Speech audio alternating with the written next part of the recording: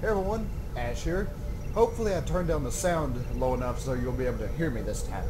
Anyways, I'm going to be doing something that I've done before, diplomatic orders, because they remastered the episode. So they remastered this and the Doomsday Device episode, so I'll probably be doing that as well after this.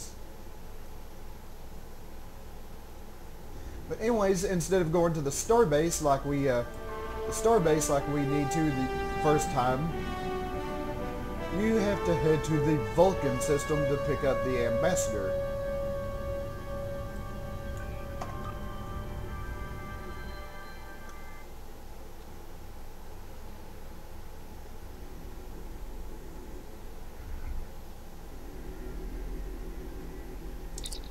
Captain, we have arrived at the Vulcan system. I took the liberty of contacting the ambassador's aide when we arrived. Tapella says that the ambassador has certain arrangements that he prefers when traveling. She would like to go over them with you. Would you like me to put her on the main view screen? Greetings, Captain Virak. Thank you for agreeing to escort the ambassador to Pajim. Ambassador Soketh is currently attending a ritual to honor the end of the Calrek holiday. He will be done soon, but the ambassador is hesitant to use the transporter technology. His bias against the transporters is not logical, but I have come to accept it. The ambassador has his quirks, but his ability to interact with other species is prized by our government. I believe that Soketh will be much more comfortable traveling to your ship by shuttlecraft. I have received clearance for you to land near the ambassador's location. I look forward to meeting you in person, Captain. And yep, we got aboard the shuttle and head down to the planet. But as I was saying, when you start this mission, you originally picked up the ambassador on the Earth starbase, but no. Now you have to head to Vulcan to pick him up.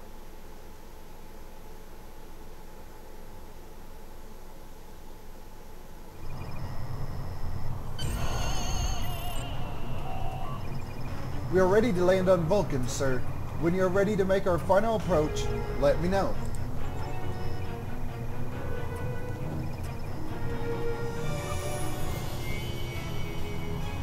Yeah, much like the weekly. Starfleet shuttlecraft, this is Vulcan Orbital Control. You are cleared to land at the requested coordinates. Welcome to Vulcan. Please enjoy your stay. Anyways, like I was saying, much like the weekly deals, you have cutscenes here and voiceovers as well.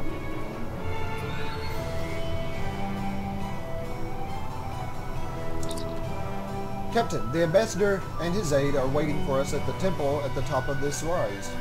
We can speak to them there and find out if the ambassador needs anything else from us before we depart for Pajim. Oh. This rise.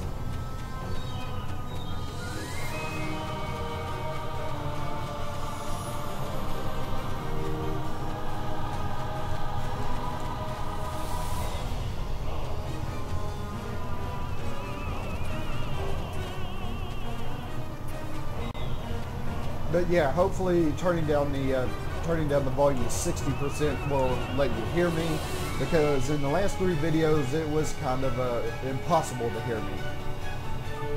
Welcome to Vulcan. Do you have any questions? Tell me about Pajim. Pajim is a small world near Andoria. It is sacred to our people. There have been Vulcans on Pajim for centuries. In 2152, the ancient buildings that housed our monastery were destroyed by the Andorians. It was a failing in our logic that led to conflict with the Andorians. We have corrected our error. After the Federation was founded, a group of Andorians, Vulcans, and humans rebuilt the monastery as a symbol of peaceful coexistence and cooperation. Since then, a group of monks has lived there. They studied the ideals of Surak. Do you have any questions? Okay, what business do you have at Pajim? My business is my own. If you must know more, I require a meeting with the Abbot. He will not use subspace communications, so if I am to receive his counsel, I need to meet with him directly. Do you have any questions? And are you ready to leave? This is ridiculous. Access to Pajem is strictly limited to preserve the sanctity of the monastery. No outsiders are permitted to land without the express permission of Savin, the leader of the Order of the Priest that maintains the planet. Ordinarily, this would not present any difficulty, but Savin has chosen this moment to illogically question my visiting the monastery. He is refusing to grant leave for me to meet with the Abbot at Pajem.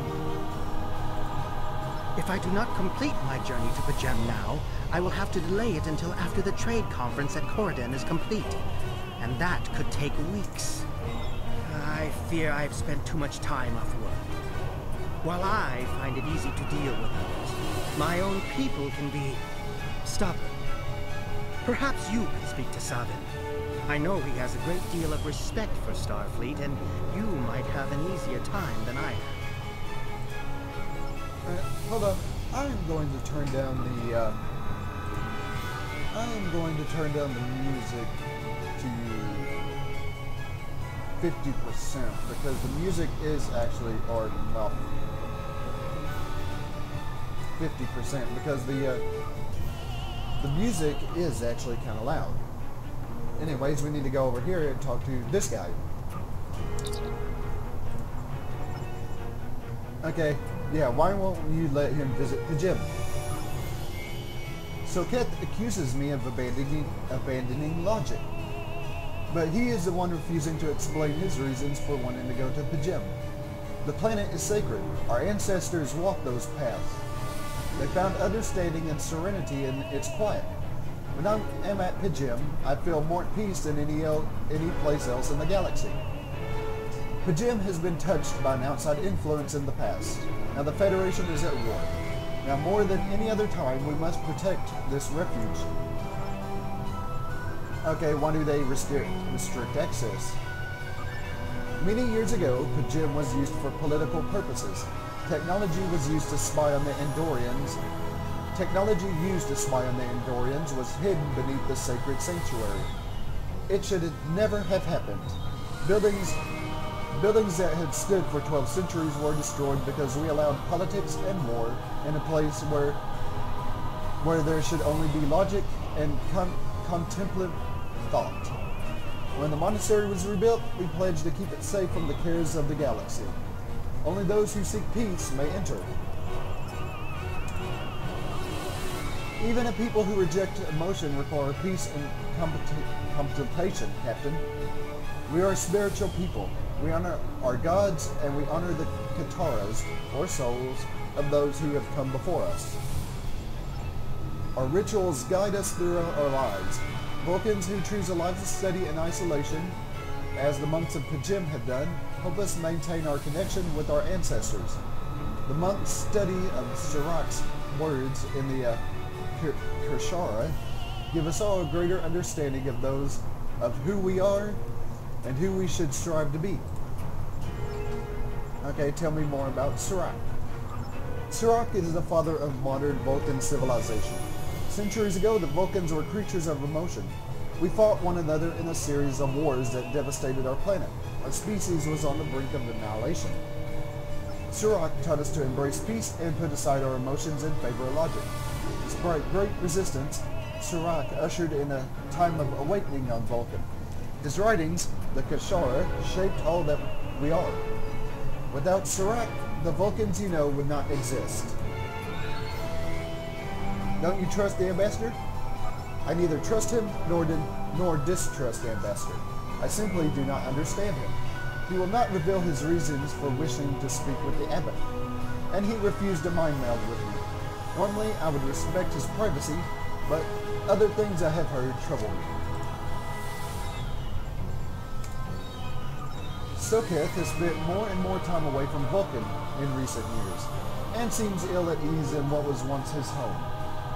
He would not be the first Vulcan to have changed by his time away from the homeworld, but I have heard from friends in the diplomatic corps that he has been emotional, almost volatile.